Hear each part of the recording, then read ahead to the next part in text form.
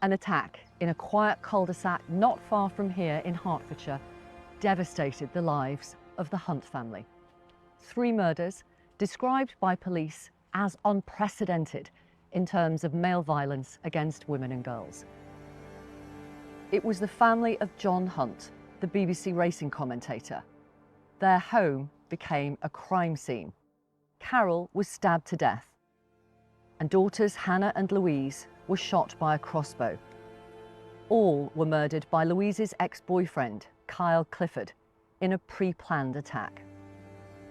It's almost a year since that day of unimaginable violence, which shocked this community and the nation. Kyle Clifford is serving 3 life sentences for the murders and the rape of Louise, and has been told he will never be released from prison. It's Gold Cup day here today, the feature race of the week, and so far as well. John has found support returning to work as a racing commentator, and the bond that he and eldest daughter Amy share has been vital in helping each other through the most traumatic of times. Now they've chosen to talk about that day and what's happened since. They want to share their memories and their love for Carol, Hannah and Louise. They are standing strong.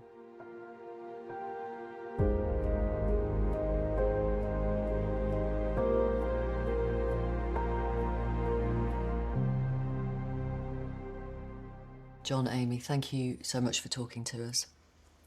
It's almost a year since Carol and Hannah and Louise were killed. How are you both doing?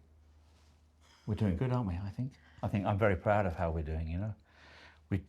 We've taken a lot of effort and time to try and do the right things, aware that our lives go on.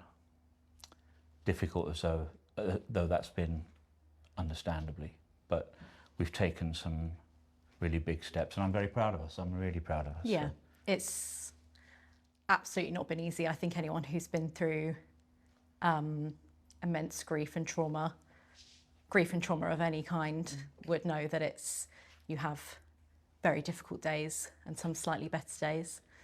And I think we're doing the best that we can, essentially. Can I ask why you have chosen to speak now? I think it's threefold, really. I think I'd like to stress that we came to you. We wanted to speak to you. We've been thinking about doing this sort of interview for some time now. The major driving force is that my youngest daughter, Amy's sister Louise, who was the ex-girlfriend of Carl Clifford who killed her, Louise from day one was really completely misrepresented in the media and social media, and that's not gone away. So we want to write that.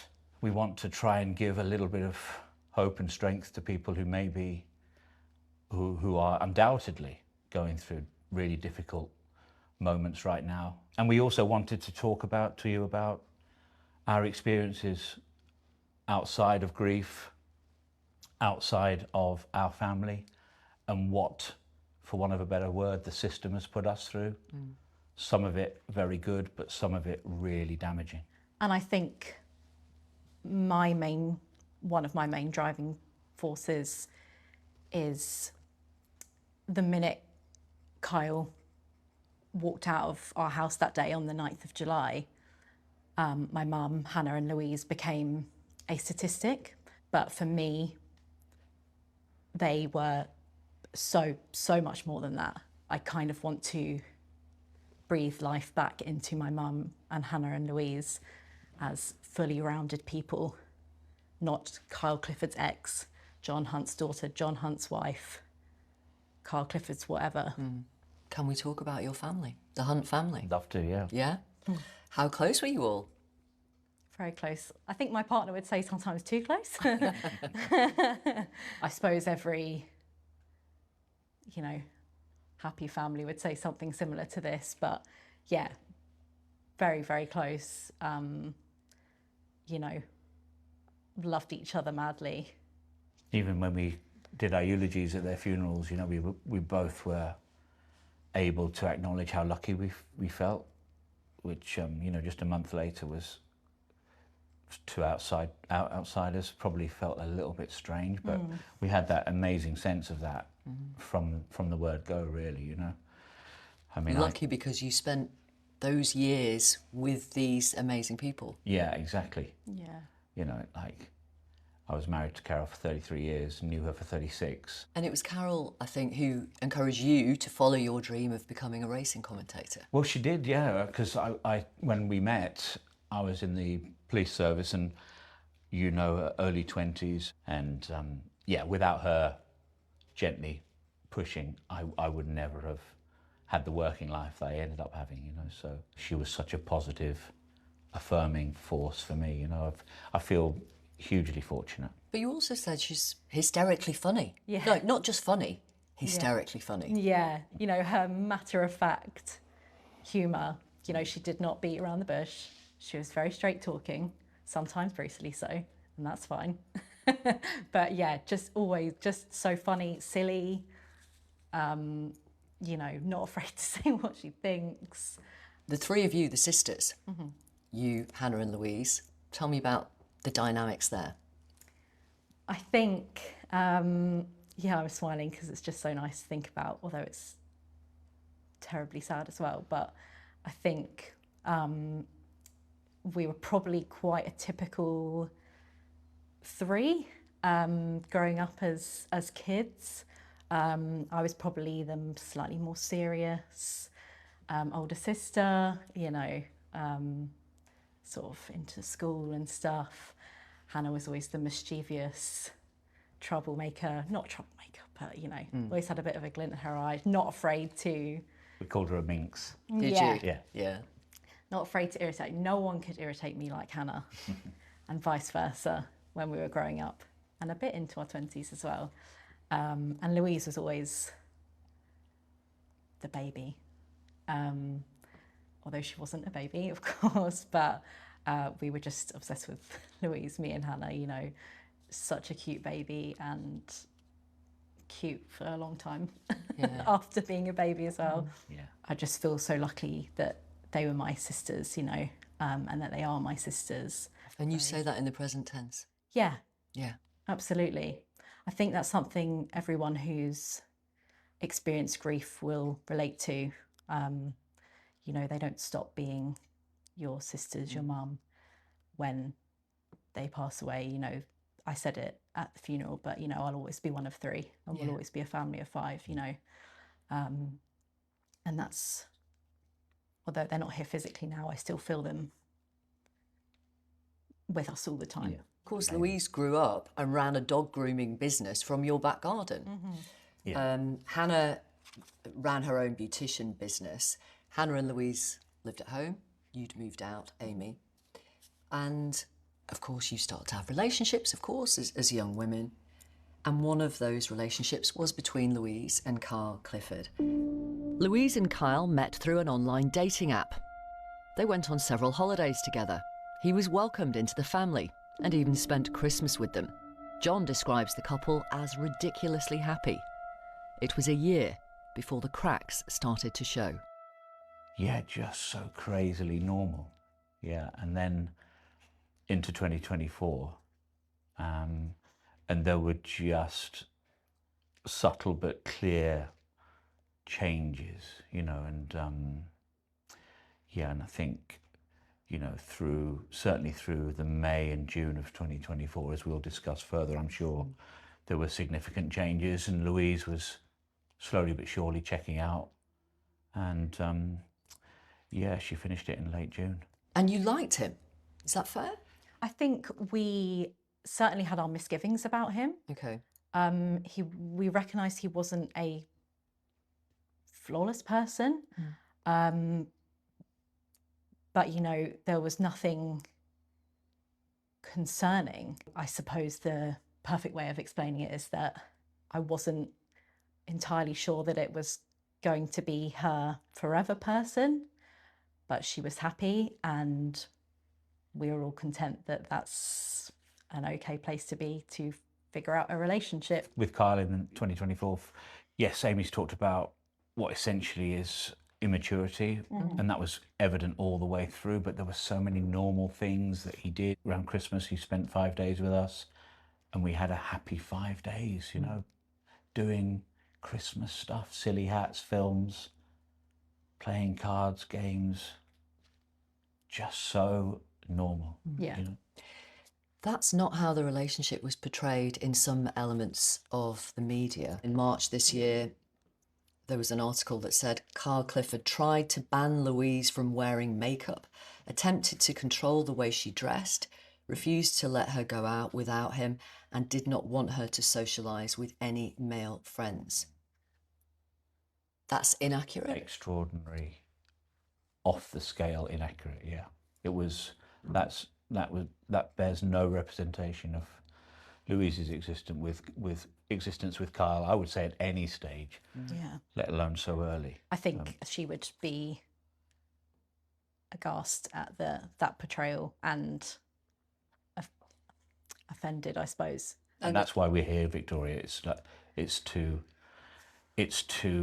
point fingers at how that sort of thing ever goes to print, but it's our role to correct that as well. It's so important to do that. Accompanying so many of those ill-informed articles were photos that were lifted without any of our permission. That's one issue. It's grave robbing, so far as I'm concerned. So whoever did that, hope they can sleep at night. I say a lot that Kyle, when he did what he did, he obviously devastated us and so many people. He violated us and our family in the most horrific of ways. But I think what those stories felt like was a continued violation. And I don't think it's too strong to say that our feeling was, it feels like the media are on his side, you know? Really? I know that's strong, Yeah. but it felt like, you know, it felt like what Kyle did created this backwards narrative. And so when a Channel 5 documentary said there were lots of red flags in his relationship with Louise, not true? I think there were small red flags towards the end of the relationship. We've looked back, for example, on all of their texts together. Felt very difficult to do that because this is personal to Louise, you know. Yeah. There were obvious signs in the spring of 2024 onwards, really, of sort of what I'd describe, Amy, I don't know if you'd agree, of sort of gentle manipulation. He couldn't deal with conflict. He would sort of ignore what Louise said, any criticism of him, and turn it on her. I think in terms of red flags, you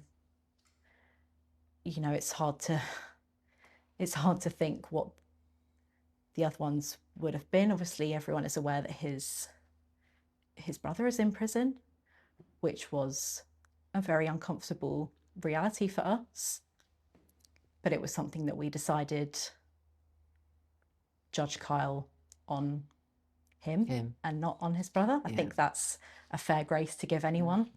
I believe, you know, if Louise had been able to share her experience before she died, she wouldn't have described herself as being in an abusive relationship. I could just to point out as well, he never once hit her.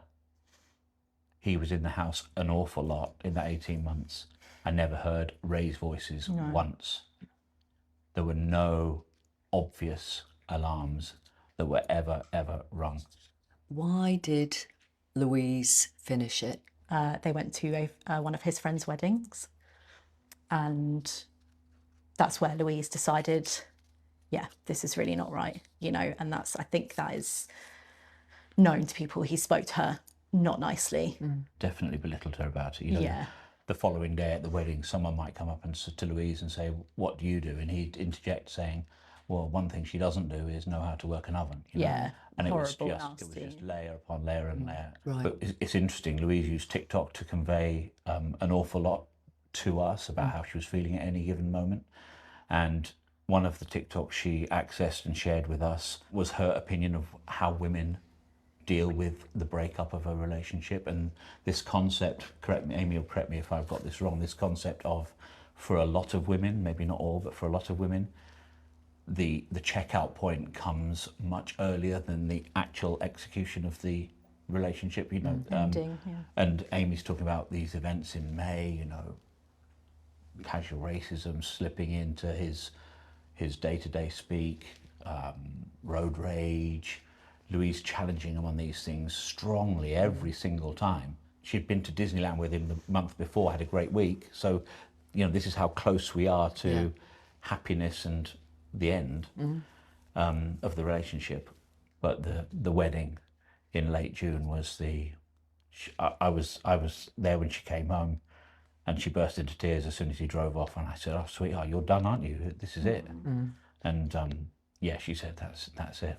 Yeah. And Louise finished it face to face, and the next day she texted Carl Clifford to thank him for a wonderful year together, that she never wanted any animosity to develop between them, that she still loved him, and that she wanted him to take care of himself. Yeah. Absolutely, yeah. It says everything. You know, it's hard to sum up her kindness and her gentle nature, you know, but that's exactly how I would expect her to finish it, you know, to end a relationship. I'm so proud of her for how she conducted herself, you know, and how that relationship, you know, how it ended. It was textbook from Louise.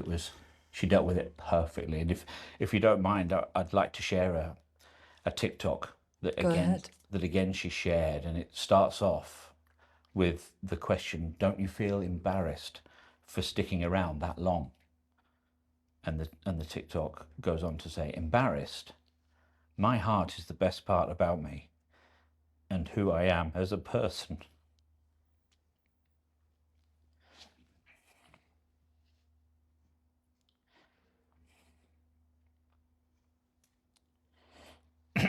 Take your time, John. Okay. It goes on to say, "I will never be embarrassed for loving someone with everything in me, because that's how I would want someone to love me. Yes, it didn't work out, but I don't regret loving him and how hard I loved.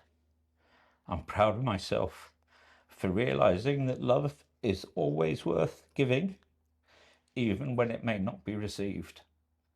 I truly think they needed that love a lot more than I did at that time.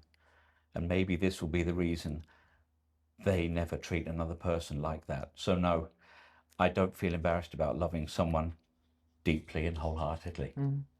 And as you can tell from my reaction now, you know, they weren't Louise's words, but they could well have been. Yeah. And I'm so proud of her for living like that and loving like that. 2 days after the breakup, Carl Clifford began preparing to murder Louise and her family. He started by buying rope, which was found when he was arrested. He spent the next few days looking at crossbows and air pistols online. And on the 3rd of July, he bought the crossbow and a pack of 6 bolts. The next day, he was filmed on CCTV, buying 2 petrol cans and some duct tape. And on the 5th of July, he bought a 10-inch steel knife. The morning of the killings, Carl Clifford went to a garden centre with his parents and young niece in a pushchair.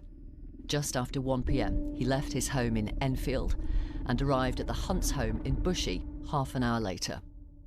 Can I ask you, was there anything in his behaviour, bearing in mind what you've already told us, but was there anything in his behaviour that suggested he could have been capable of what was to come?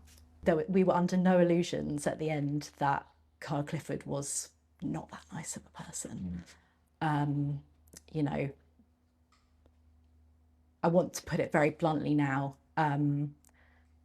Did we have any indication that this man was capable of stabbing my mother, tying Louise up, raping Louise, shooting Louise, and shooting Hannah? Absolutely not. Absolutely not. The point there is he's often been referred to as crossbow killer, crossbow maniac. And I think that takes away from the very real issue that we now know to be true, having known this person, is that he was just a person. He was just a man. He didn't come across like a raving lunatic.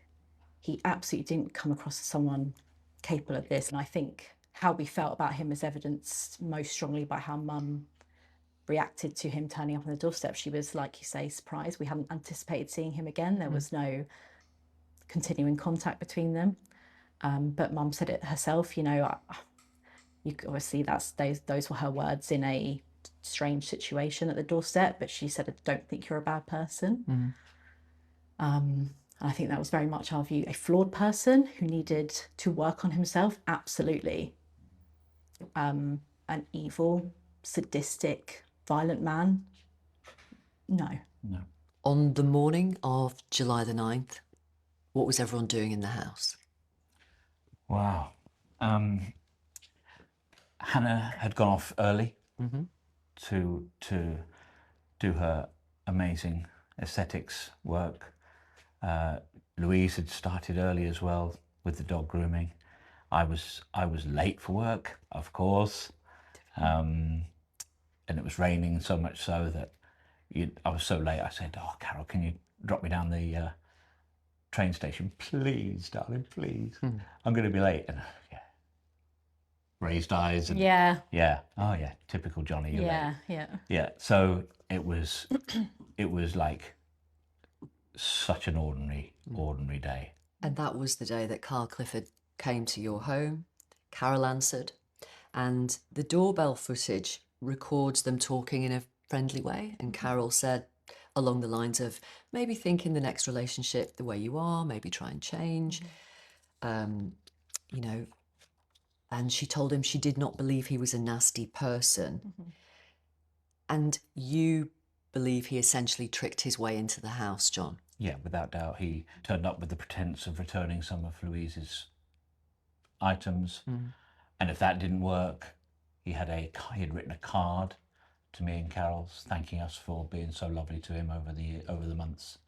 So he had several tactics planned that would enable him to enter the property. And I think it's important to say, you know, she didn't necessarily invite him in. There was an open door and he walked in as Mum turned her back, you know. Yeah, so it's very much a considered plan. Once in the house, Kyle Clifford stabbed Carol to death. He then left to get the crossbow from his car and returned. The trial judge would later summarise what happened next. Louise Hunt had been working in a building in the garden of the house. When she came in, you restrained her with duct tape round her wrists and ankles and gagged her. You kept her there alive for over 2.5 hours. She must have come to realise you'd already killed her mother. During that time, you raped her. Then you murdered her by shooting her with the crossbow as her sister Hannah was about to enter the house. Hannah Hunt was in a rush. She saw you and realised something was very wrong. You then shot her with the crossbow, causing an injury she could never hope to survive, but she remained alive long enough to see the unspeakable violence you had already inflicted on her mother and her sister. I mean, she was just incredible, you know. The fact that Hannah was able to alert her boyfriend Alex that something bad was happening and that Kyle was in the house. The only reason we believe that he left is because he saw her do that. He saw her make contact with someone and I suppose panicked. She then, you know, after Kyle had left, she then phoned the police herself, or called 999 and explained exactly the situation as she, in her panic, understood it. Just like incredible that she was it was possible to even get those words out, and B, that she had just had the presence of mind to be able to name him in her fear and her obvious pain. So Hannah ensured that he would be brought to justice. Yeah. police officers of 30 years experience had their breath taken away, how brave she was, how she was able to think so clearly in that moment, to know what she needed to do. Just quite incredible. And you said it to the court that you think you would have been Carl Clifford's fourth victim that day. Yeah, I've absolutely got no evidence of that, for that. But the fact is, he knew Hannah had raised the alert. So that means that, so far as Carl's concerned, the clock's ticking, and he's got to get out of there. So it ensured, at the very least, it ensured that he left. I think it was such a murderous, evil 4 hours. Why not add me to the list as well? Did Hannah's actions essentially save your life? It's her doing that has given me life, and I've used that to reground myself on a daily basis. I get to live. Now that obviously in this moment presents huge challenges, but it's a fact, and Hannah gave me that, and I've got to treat it as a gift from her. And I think you talked about it as a second chance. Hannah's given you this opportunity. There's a modern day poet called Donna Ashworth who I've read an awful lot of, and there's just a line or two from her poem Before and After which struck so much of a chord. And it says, the lines are, just be sure, whatever you do, whatever tiny grain of strength you have left, that you strive to fill up the after as richly and as beautifully as they helped you fill the before. And I read that poem. It's called Before and After, and it's such a short, simple poem, but it's devastatingly beautiful. And I read that and I think of what Hannah did that day, enabling me to try to live like that. Amy, it was you who called your dad to let him know something horrific had happened at home that day. That must have been so hard to do. I think anyone who's experienced that phone call, and I think a lot of people who have been through trauma or grief will know what I'm talking about. Shock, numbness.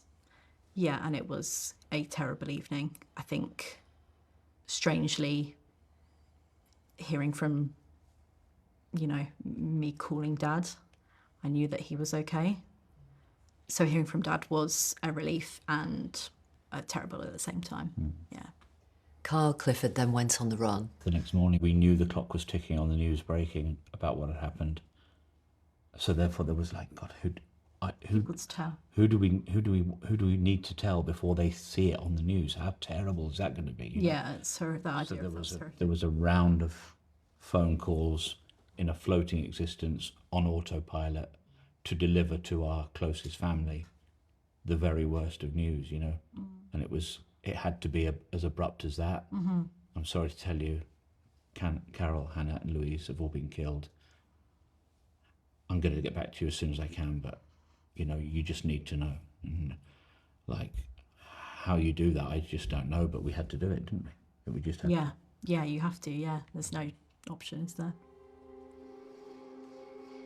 It took 22 hours, but armed police finally caught Carl Clifford in a cemetery not far from his home in Enfield. He had shot himself with the crossbow, paralysing himself from the waist down. After emergency surgery, he was eventually questioned by detectives. Do you accept, Kyle, that based on the evidence, that this is a premeditated murder of 3 people? Some more evidence that we've obtained from the download of your mobile phone. So on the mobile phone, in the notes section, there is a note which is titled Last Letter. I know I could have gone to therapy, found faith, and become a new, better person, but I just simply don't want to. I'm so sorry. I didn't wait to move on and find my future wife, have the children I always wanted. What do you mean by that? No comment.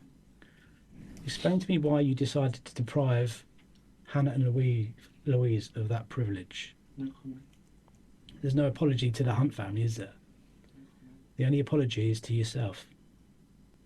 Do you feel that these are quite self-centered words? No comment.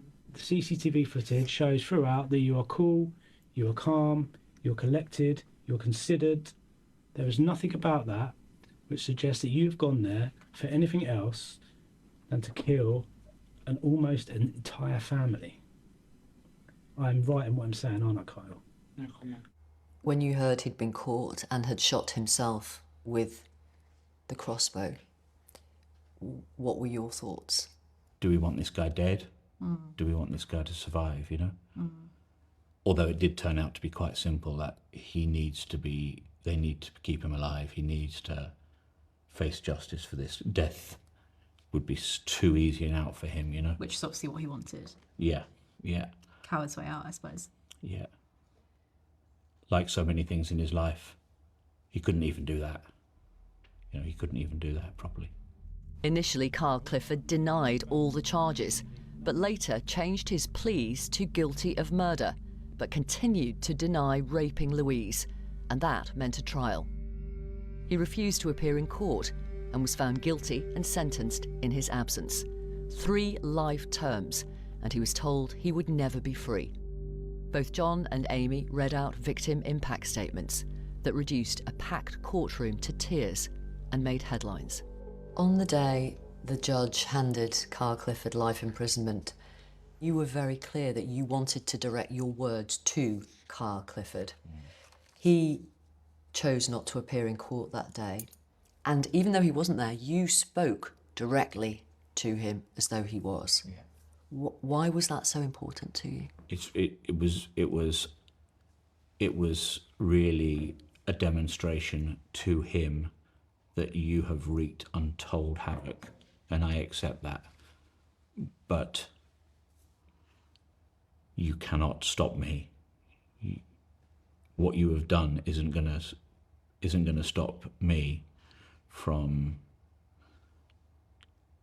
living as best I can from now on, for Amy and Gareth's benefit, for Alex's benefit, for all the extended family. I wanted him to witness any amount of strength I could summon on that day. And John, I know you have said you are comfortable with reading out some of your impact statement, Sure. if that's okay with you.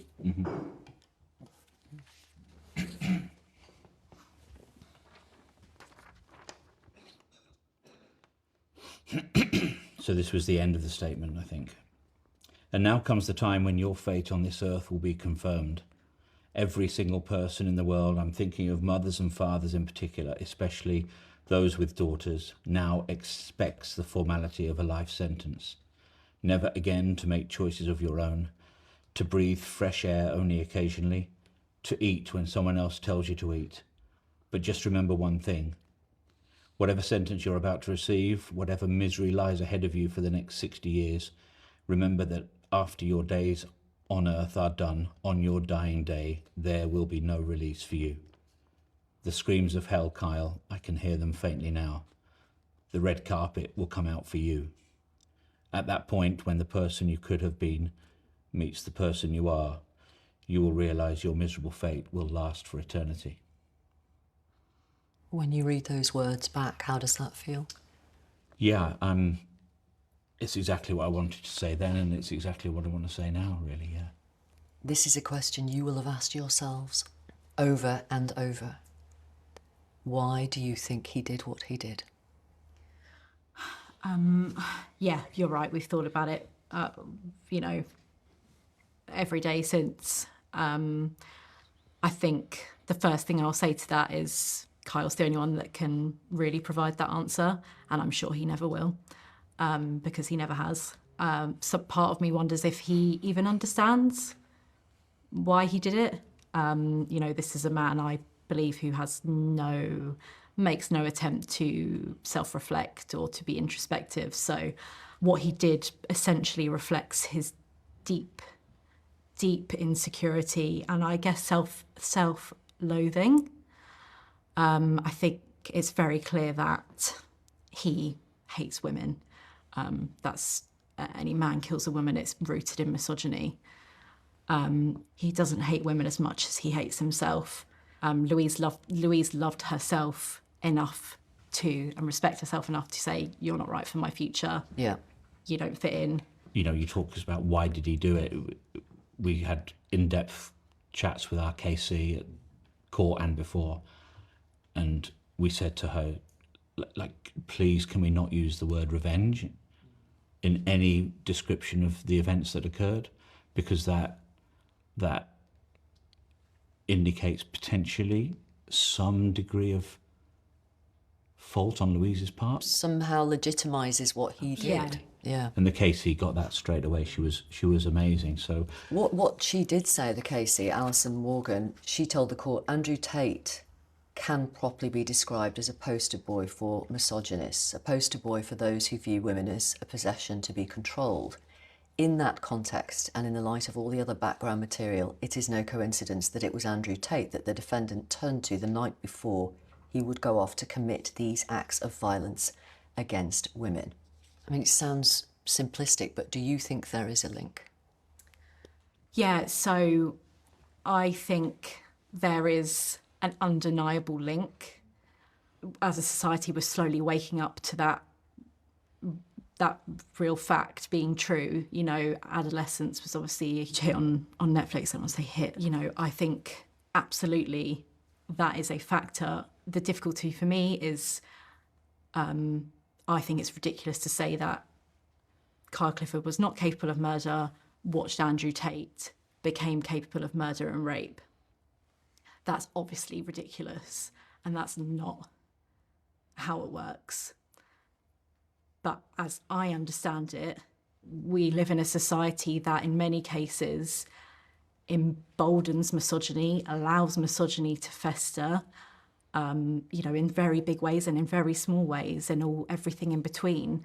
And I think Andrew Tate, and it's not just Andrew Tate, there are many subsets of Andrew Tate on social media, you know, who are spouting the same misogynistic hate. And that is an undeniable fact, and we should be very concerned about it, obviously. And if Kyle was on the precipice of doing this, I believe something like that could embolden him and say, yeah. But where would that depth of hatred towards the three women in your family have come from? God, that's generally, I think, the question. We have zero clue, you know, when someone's not demonstrated that hatred towards you before such a horrific event, it's very hard to understand. The judge described Kyle Clifford as a jealous man soaked in self-pity who held women in utter contempt. John, you said in court in your statement his levels of misogyny were off the scale. And maybe there's no explanation for that. Yeah. He chose that path. Yeah. It's impossible for us to comprehend, isn't it? It reminds me of Giselle Pellico's son, David, who was asked similar questions about his hateful father, you know, and we talk about it a lot, don't we, how he said it's just impossible to imagine the unimaginable. And you just cannot even begin to work it out. As far as I can see it, Andrew Tate and his like only exist because of the oxygen given to him by followers or users, whoever you want to use. The question should be, why are these young men drawn to him in the first place? Absolutely. And that's a massively deep question, I'm sure. For me, it's got to start as young as possible. You can't expect the traditional family group, however that exists, to do the job for them. I think schools should have far more freedom to explain, get young boys to behave correctly towards women at the earliest possible age. And Victoria, I mean nursery age. There is some more from your, I mean, there's so much from your impact statement, John, which is so poignant and so profound and so strong. And I wondered if it would be all right to ask you to read a little bit more. Yeah, of course. Thank you.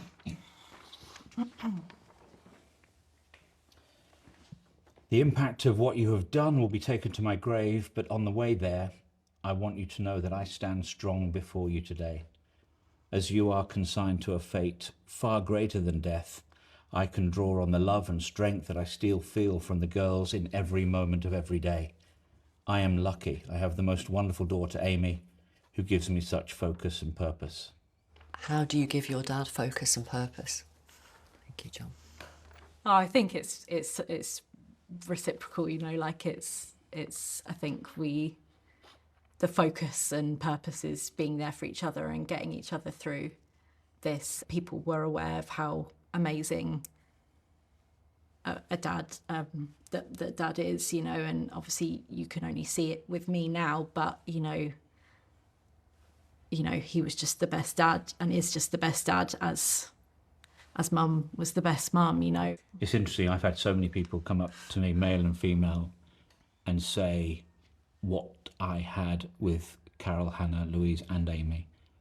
What you had, John, is something that I have tried to achieve all my life, never found it.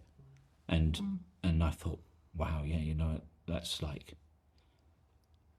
I've still got this most amazing daughter in my life to even though she's a fabulous woman now, she's not a child anymore, but she is like, she's inspirational, she still needs me. It's such a privilege to, I'm still a father. My two other children are not here, but Amy is, and that's these people who would long for that and don't have it. I have that, and that is such a precious thing for me. How would you say you have been treated by the criminal justice system? It's a huge question. Can I say, and I want to caveat everything that comes after this by saying we've met some incredible people within that criminal justice system who at all times were doing their best for us. And I'll start with our first point of contact in this horrific affair, the police. The boss of the investigation, Nick Gardner, amazing man. Our family liaison officers, Faye Streeter and Kat Savage, unreal the care that they were able to provide us. Yeah, you know, incredible. Yeah. They were really fantastic. We had a challenging start with the CPS, but Lisa Kiff, in the end, was fabulous with us. Our KC, Alison Morgan, wonderful. The judge, Justice Benathan, such a compassionate man. But each of them are working in a system that is clearly not fit for purpose, is the polite way of putting it. It's we had so many difficulties. Can I ask you for a couple of the most egregious examples? I'm sure people realise when someone is charged with a serious offence, they go to court as soon as possible and are set on through the court system. And the first port of call is the magistrate's court. Our first experience of the CPS, between the CPS representative and the magistrate that morning, they revealed aspects of the murders that we had not heard of at all from anybody, you know. So you were hearing some information about what happened in your home on July the 9th for the first time in that court? Worse than that, I would say, That Hannah's Victoria. phone call. We were getting messages from some of our family members, some of whom are very young, saying, "Oh my God, did Hannah really say this?" And we're thinking, what's going on here, you know? And that was an awful day. Those details we know had to have come out at some stage, but that early on in the process, it was diabolical. Am I right in saying, Amy, that led to you seeing in a headline on a newspaper Hannah's final words? Yeah, that's exactly it. Yeah, it was like Dad says, information about Hannah's phone call was revealed that day when we were anticipating it being a very routine, admin logistical thing to remand him to prison. The details of Hannah's phone call, that she was in fear of her life, came out, and that's where I read it, and that's the reality of,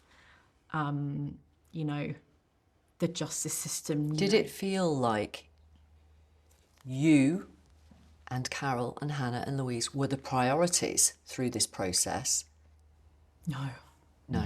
No, I think, again, the individuals... The exact opposite. Yeah, I think the individuals, like I say, our family liaison officers and I believe every member of the policing team and CPS on our case really desperately cared so much.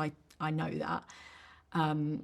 But the criminal justice system and our family liaison officer warned us of this right from the outset, is for the criminal, and it prioritises the criminal at every turn. One of the other examples that was unacceptable, and we still don't know exactly who is responsible or how it happened, but there was a day when Kyle was due to enter his first pleas, and we were set, nervous, ready for it to happen, and we got a call from our family liaison officer that said, sorry, it's not happening today.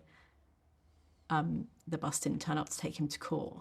In the trial, when he wasn't compelled to attend, it's a system that prioritises the well-being and of the defendant, but it is consistently a system which prioritises the perpetrator.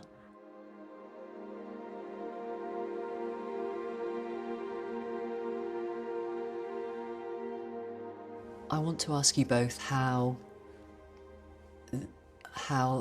this most traumatic of events has affected you and changed you, if it has. Gosh.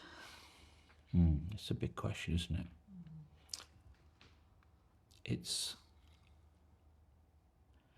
When it happened, I thought, how on earth am I ever going to be able to care about anything ever again? And that's fine to sit with that thought in the wreckage of what was our personal disaster. But you come to realise that, again, with a little bit of work, you can find some light again. You can find some purpose. It's difficult. You've got to go searching for it. There's so many people out there who are such good people, the vast majority. Yeah. But you in the intensity of the moment, you just forget all of that, don't you? We've seen the absolute worst of humanity. We've known that we've shared a table with the worst of humanity. We just didn't know it then. But I think we know that there are so many good people in the world. We've seen, we've also seen the best of people this past year. We talked about the support we got through the best people in the criminal justice system. That's one thing, but there's so many other people. We talked about our counsellors have been a big part, haven't they, in where we are today.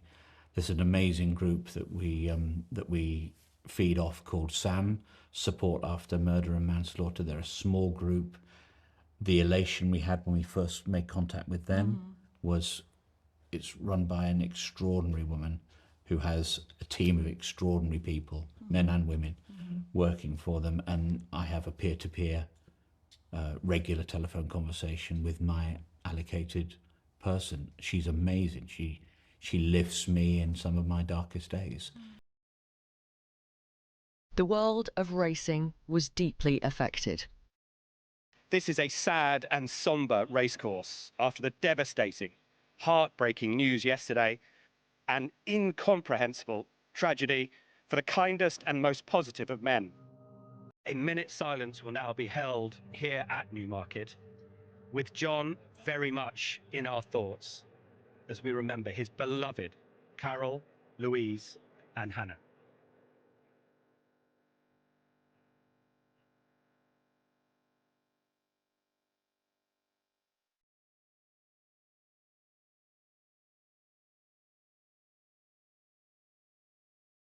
I've known John for 30 years. We started out together. And if you spend even a few moments in his company, the odds are that the talk will turn to family. In the helter-skelter of modern-day life, it's quite easy to lose track of the things that we hold dear. But John never has. I know I hugged my kids tighter last night on leaving for here, knowing that that simple pleasure has been cruelly snatched away from one of mine and many in the press room's greatest friends. In hindsight, it was like staggering to look back and see all the crowd, all the jockeys, all the trainers standing for a silence for the girls.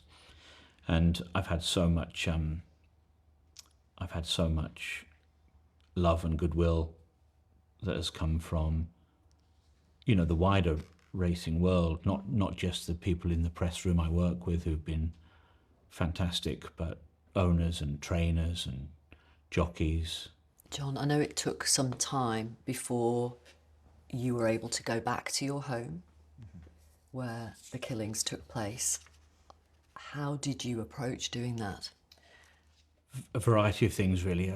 Again, excellent counselling helped me. As soon as we were able to go back to the house, we did with some caution, didn't we? Sometimes we took it slow. We drove to the road next door first, asked how we were feeling. Yeah, do you want to carry on? And that sort of process. People might think this is odd, but I in my own mind, I humanised the house. That house was the only house we ever lived in together. It was in the truest essence, it was the family home. And that home, I know it's bricks and mortar, but it had enveloped us and looked after us and cared for us and witnessed all of our best moments. It sadly had to witness the worst moments as well. On the 9th of July, I still want to care for it. And over time, whilst I'm not going to deny living back there hasn't had its challenges. Over time, I'm increasingly comfortable there. And that's again aided by the most wonderful neighbourhood around me. Our neighbours are amazing. So yeah, we're getting there. I still have moments within the house of absolute despair, but I'm wrapped around with such comfort as well. Yeah. And happily the comfort is outweighing the difficulty. What do you think is Carol and Louise and Hannah's legacy? Oh, gosh. I think... Do you mind me taking this one? You go. I think that was a big part of why we wanted to speak publicly for the first time, really. They are the representation of all things good, you know. They worked hard, loved hard, had fun, travelled, went and did the things they loved, spent time with the people they love, were kind, caring, considerate. You know, I could go on forever. Hannah's boyfriend, Alex, what an amazing guy. I'm still heartbroken for him, but he has helped me so much. Yeah. And he had bought Hannah a ring, hadn't he? Yeah, he said very early on, he told me that, yeah, this is it. Hannah told us, yeah, this is it. But yeah, Alex's future was all about his future with Hannah. And that's been taken away from him now, and it's a source of sadness and pain. You've both spoken so much about love today. Your love for each other, the love for Carol, for Hannah, Louise, for Alex, for your partner, for all these friends. And it feels like you feel the love from Carol, Hannah and Louise every second? Definitely. Is that fair? Yeah, all the time. From the moment I wake up, I say good morning to each of them. Do you? I talk to them all every day. Sometimes, especially if there's stuff going on, things have quietened down a little bit for us now, but I sometimes say out loud, I say to Hannah and Louise, look, girls, sorry, I can't be with you. I'm with your mum at the moment. So, yeah. And then as I close my eyes at night, I chat to them as well. So yeah, very close all the time. Always, yeah. And they hopefully know how much we love them. I wonder what final message you would wish people watching to leave with. My main thing is, you know, we've got a serious issue on our hands in the world. Violence against women and girls in all its forms. You know, it doesn't have to be as catastrophic as this, because it happens in small ways every single day. It's an epidemic, and it has the most horrific, devastating consequences. Particularly women out there, young women who are in a troubled relationship, try and find the strength to extricate yourself from that, because you deserve so much better. I would say if you have an Amy or a Hannah or a Louise or a Carol in your life, you're really blessed, and treasure them. And if you haven't, I hope they come into your life soon. A few weeks before Hannah and Louise and Carol were killed, you went out with your sisters, the three of you.